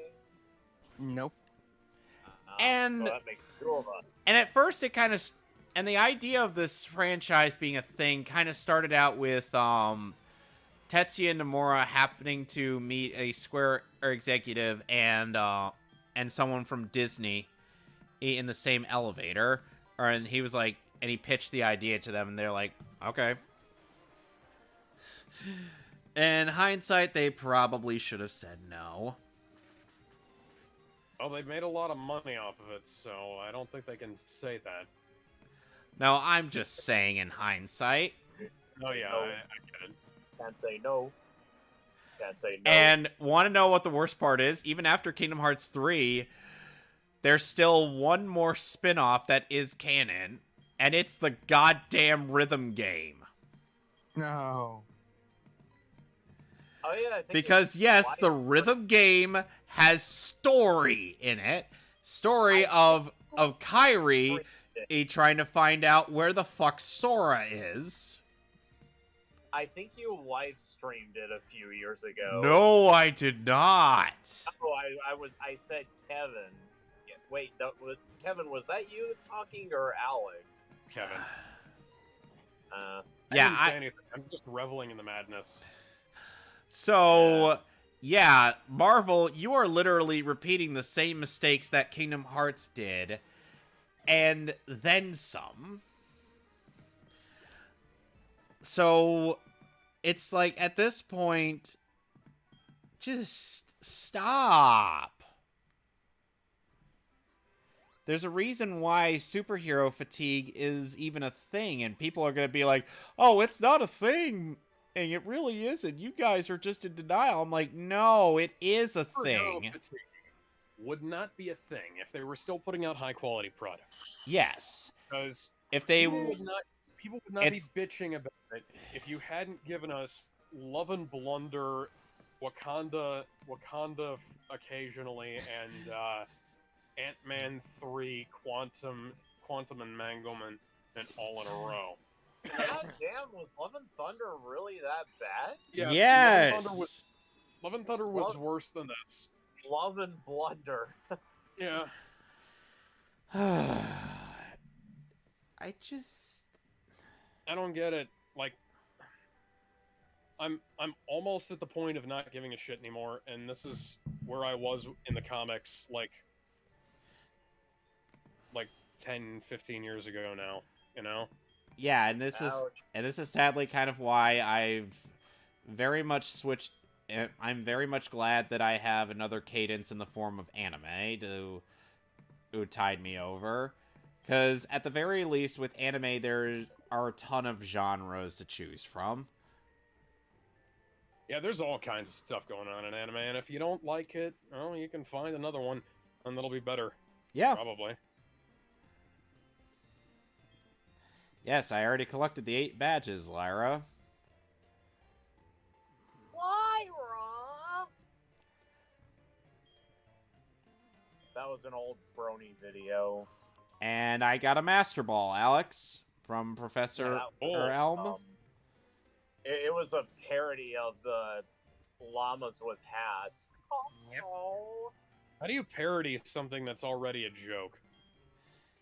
Life finds a way. Somebody did like a My Little Pony G4 version of the llamas with skit. Except instead of Carl, it was another pony saying, "Lyra." Well, I gotta go back to the Ekritique Dance Center because the Kimono girls want to. Sure he knows what I'm talking about. As the Kimono girls want to challenge me to a Pokemon battle. Wait, is it going to be a Pokemon battle or a fucking dance battle? No, it's a Pokemon battle. Joseph, what generation of Pokemon is your favorite, if any? I don't really know, but I do know. I have a strong feeling I know what generation my favorite. Well, one of my favorite Pokemon is from. Which is? I believe Gen 3 includes Emerald. Yes. Yep. So that means that my favorite Gen 3 Pokemon is Blaziken. Kentucky Fried Chicken? Yep. Yeah, who somehow became a banned Pokemon after Gen 5. Now, Alex, here's another thing to note. Oh, it's like, you remember how with the Final Fantasy games, started to put out, like, sequels to the the games themselves? Uh-huh. So, Final Fantasy X has only one sequel, while Final Fantasy 13 has 2. One of them sucks, The other one is actually really good. Can you guess? Can you get? The other one say? Can you guess what? Can you guess which ones are which?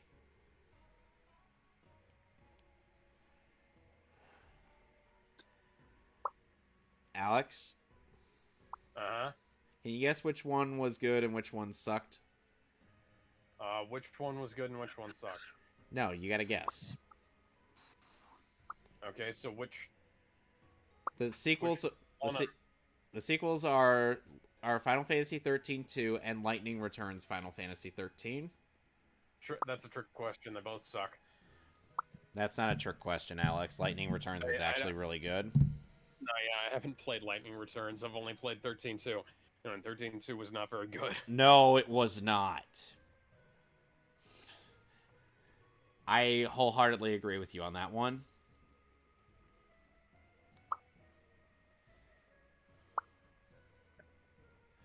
Now, if I were playing Heart Gold, I would only need to stick around in Ecruteak City for the Legendary Pokemon Challenge, but here, I gotta go to Whirl Islands after this.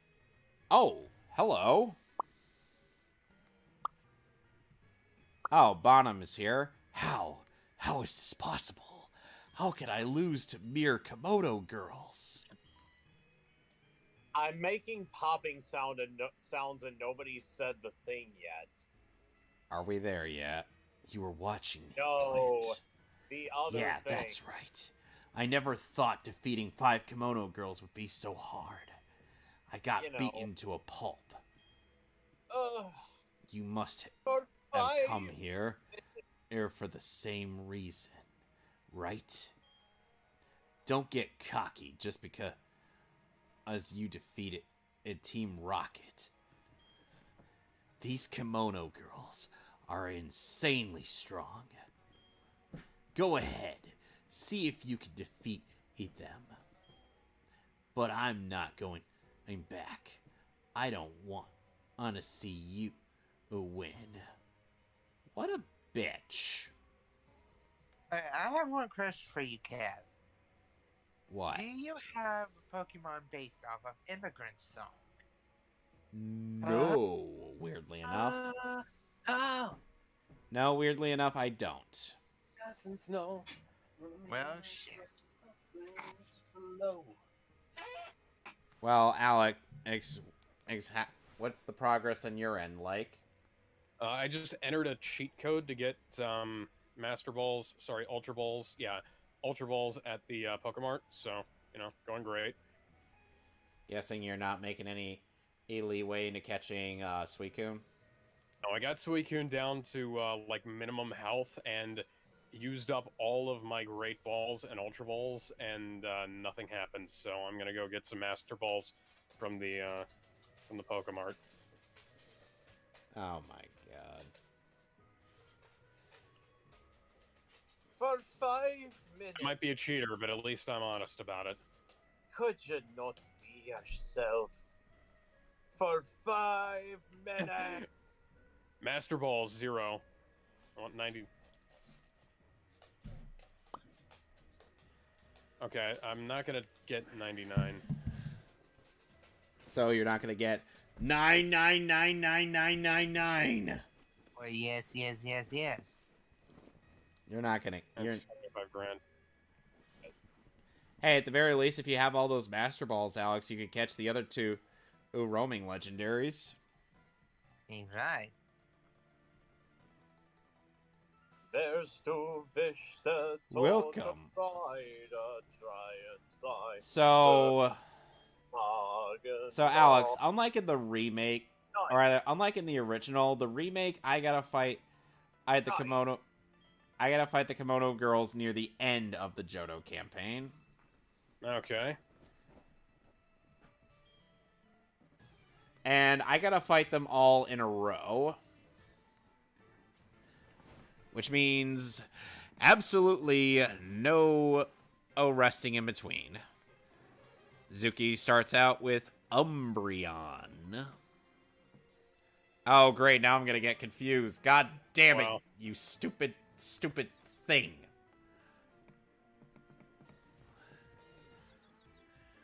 There we go. You caught Glitches it? are gone.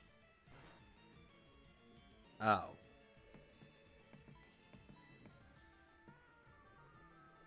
Ah. Yeah, I swear Gen 4 is when dark types really started to become, good. To this day, there still isn't there still isn't a dark type gym leader. I could have sworn there was one. No, to my knowledge, there still isn't. I mean, It's because they're dark, isn't it? Divine Pokemon blows around the world, always in search of a pure reservoir. Should I give Suicune a nickname? If you want it on your team, go ahead. Oof.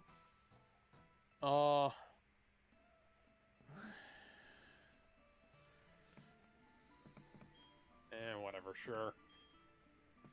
What do I nickname it? Not Vulpix. You want to know something funny? So, Emil, aka Chugga Conroy, when he was playing Pokemon Crystal for his channel, you know what he nicknamed the Suicune he caught? What? Epic Slave. Because he just used it as an HM slave for Whirlpool. I wish I was kidding about that.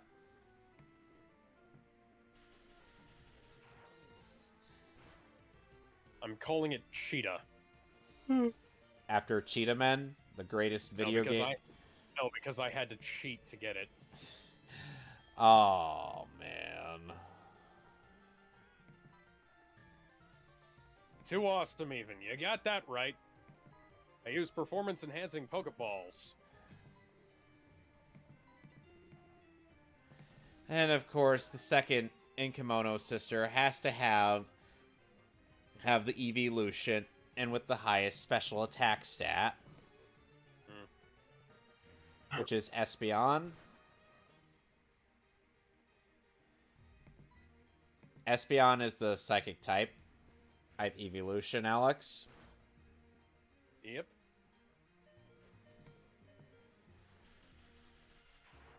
Zap. The two towers are said to have been built to foster friendship and hope between Pokemon and people. Unfortunately, somebody came and knocked them down with a big fucking plane. Oh my god. Why? Zap. I see you. Zap. Oh, Because that's the only running joke I have that you haven't gotten tired of yet. oh man. Don't worry, I'll bring back one of the old ones from like 2 or 3 years ago now. I'll have to go back and watch all the old streams to poach them for things that I can reuse so that I don't have to come up with new ideas. Oh goody, Flareon. Hey Alex, you want to know something interesting about Flareon? What? Up until Gen 4, it was considered the most worthless of the evolutions. Why? Because it was a physical attacking fire type. It wasn't like Arcanine that had some modicum of special attack to help compensate for that weakness. No. Did they ever, think about it before they made it? No, they clearly did not. They had 4 opportunities to fix that. I don't know a whole lot about Pokemon, but I know that that's not a great tactic. And then, of course, or as by Gen 4, they finally do this physical special split, thus giving Flareon a chance to shine with fire-type moves.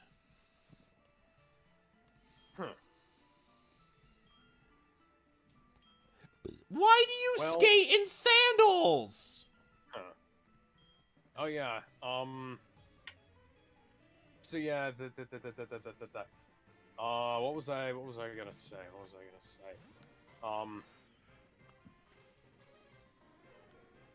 So yeah. Apparently, they had to rush a bunch of the visual effects on Ant-Man 3. Of course they did. Why am I not surprised? I don't get it. why don't we just, you know, why don't we do things that make sense, plan things out ahead of time, commit? Because if Kang had actually escaped at the end of the film, there might have actually been, you know, something happening would have actually mattered, and then like the Avengers would have had to go get Scott and Hope in the next movie, you know? It would have been a threat. But hey, why don't you move Kang escaping to the beginning of the movie?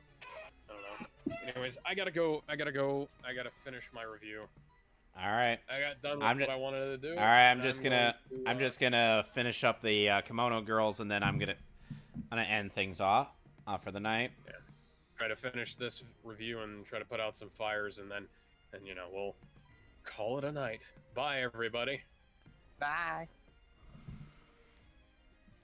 Oh, you could talk about The Last of Us. Fuck, we can talk about The Last of Us. No. Yeah, I almost forgot to talk about The Last of Us. Oh wow. Oh yeah, somebody. Why didn't you respond to my link that I posted saying the show's completely. Okay, because I was trying to leave that off for tonight. Okay, so, The Last of Us started off great, and it feels like it's heavily truncating towards the end. Like the very beginning, it felt like they had this relaxed, loose sense of pacing, where it was gonna try and hit all the greatest hits of the game and add in some more details and flesh to the story where things were a little bit skimmed over for the sake of runtime in the game. And this was going to expand it, and now they're truncating fairly heavily. The whole attack at the dam, that was removed from the last episode.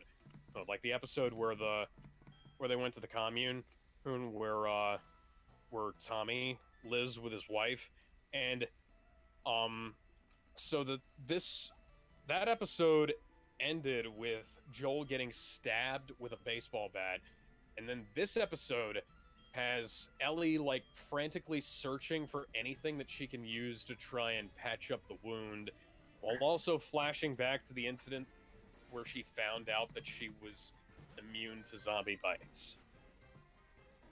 Not a whole lot happens. There's only one episode left in the season, so I'm seriously hoping that they're not planning on ending the game story by that point in time. Yeah, because there's still there's still so much more to cover. There's like the fact that it goes into fall and it goes to winter. Or well, they already skipped straight to winter. But where are the cannibals? I just stubbed my fucking toe. Okay, they haven't met the cannibals yet. Actually, they might have met the cannibals. They went to the Fedra place where the... So they already messed up the pacing of the game. Yeah.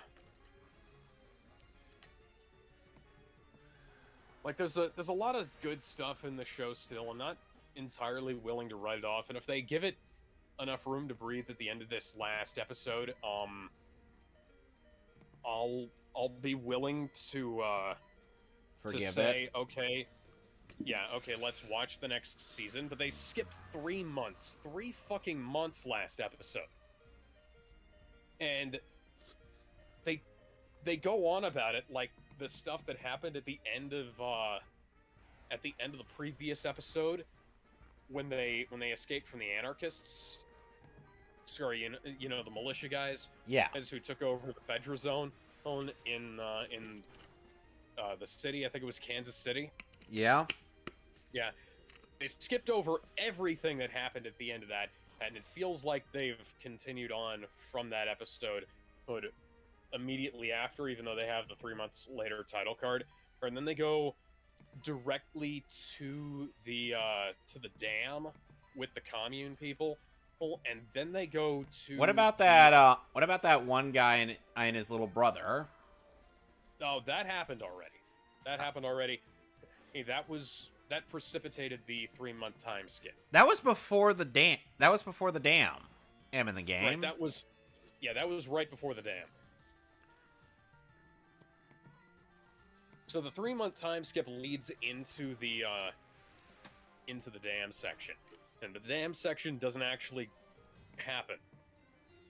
Like they meet up with Tommy's people at the dam, and they spend a little bit of time there. Joel tries to pawn an Ellie off on Tommy, and he has like he either has an anxiety attacks or asthma or something, and like it's not that great, and they're kind of trying to retcon that back into the game, considering that they're bringing that aspect into The Last of Us Part 1, as they're calling it, as they're calling the PS5 remake, quote unquote. Um, hmm. It's kind of weird because the entire encounter at the dam is just gone. Like, they go to the dam and they talk to the people. There's no trouble whatsoever The after whole they the whole point of the dam encounter was essentially to establish to Utami what Joel and Ellie's bond is like. right, they kind of did that, but they didn't have the adversary. There's no attack at the dam. They just kind of meander there for about an episode and then leave. And Joel like tries to pawn Ellie off on Tommy, and at the last possible second, he's like, "No, we're going," you know. That's stupid. Yeah. Like I understand why. There's no reason in the show why they couldn't have gone together. Like, honestly, I feel like they should have gone together. Granted, like, Tommy's wife is pregnant, but they have a much higher chance of surviving if the two of them go with Ellie, and because they go to the Firefly hospital location, which has been completely cleared out, and Joel they have to fight off some guys, and Joel gets stabbed by a guy with a baseball bat, and which, like, it's not entirely unbelievable, but the exchange is the fight isn't as good as the fight that they had in the Kansas City zone, because the Kansas City zone fight was really fucking good. There wasn't a whole lot of room for cutting in that, and this has like a couple of things where they should have cut so that it doesn't give the perception that there's more time for the characters to react than there should be. And I don't know. Well, there's some level of convenience in there, and then like the section in the game was like Joel fell off a roof and got impaled on A some rebar, right? Yeah. Yeah, that made a lot more sense in the game because he, like, there was no way to, there wasn't really any way to stop that. Yeah, it was an ambush. Yeah, whereas in this, when he gets stabbed by the baseball bat, first off, like, getting stabbed with a baseball bat might almost be worse than getting stabbed by the rebar, because with the rebar, or you have to worry about sepsis and tetanus. Because you have to worry about that like slightly less, because the rebar is not necessarily leaving in big chunks of itself behind like a splintered baseball bat would be. So doing some field medicine on that, on the rebar stab, is going to be easier than the baseball bat, because you don't have to get inside the wound and pick out all the splinters before you close it up. And then the ambush isn't really an ambush. It's just kind of like the guy just kind of stumbles on them. So it's doing the Game of Thrones thing where it starts off really strong and then they start deviating heavily. And some of the deviations are really good and some of the deviations are really bad. And like, considering the fact that the two guys working on this were also people who worked on the game, including Neil Cuckman. The funny thing is, Neil Druckmann directed a couple of episodes, and the episodes he's directed so far have been some of the better ones. Let me see.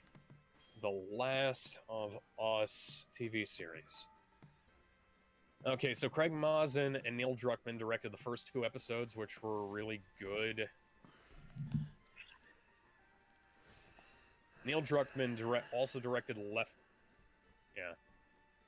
No, Neil Druckmann hasn't directed another episode. So Craig and Neil haven't directed. Yeah, Craig Mazin is also the guy who created the Chernobyl series, and he's really fucking good. That he wrote all of the episodes. He didn't direct any of them, but John Rank directed all of those.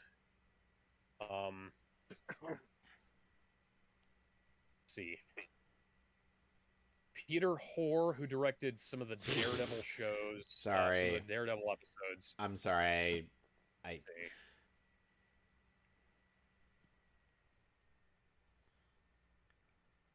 He directed A Good Man Goes to War in Doctor Who. That was really good. He directed 3 episodes of Daredevil. Let's see here. Let's see which episodes of Daredevil he directed. 15, 20, 16. Peter Hoare directed Man in a Box, Cold Day in Hell's Kitchen, and Penny and Dime. And those are pretty good episodes. And Jeremy Webb. I don't know who Jeremy Webb is. You said Neil Druckmann. I thought his name was Neil Cuckman. It is. Oh,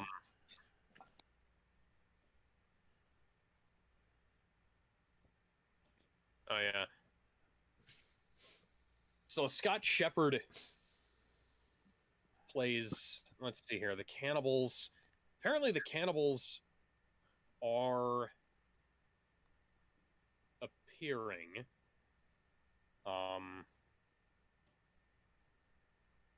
Group cannibals. Yeah, so the cannibals are going to appear in episode 6, I think.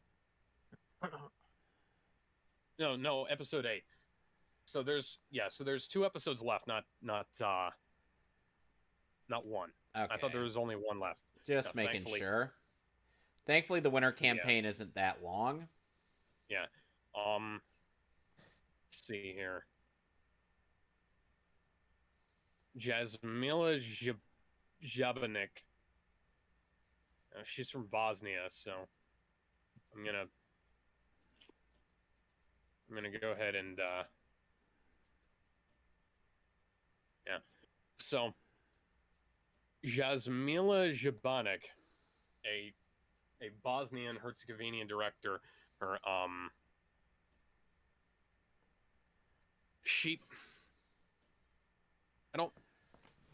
Well, anyway, Alex. I don't want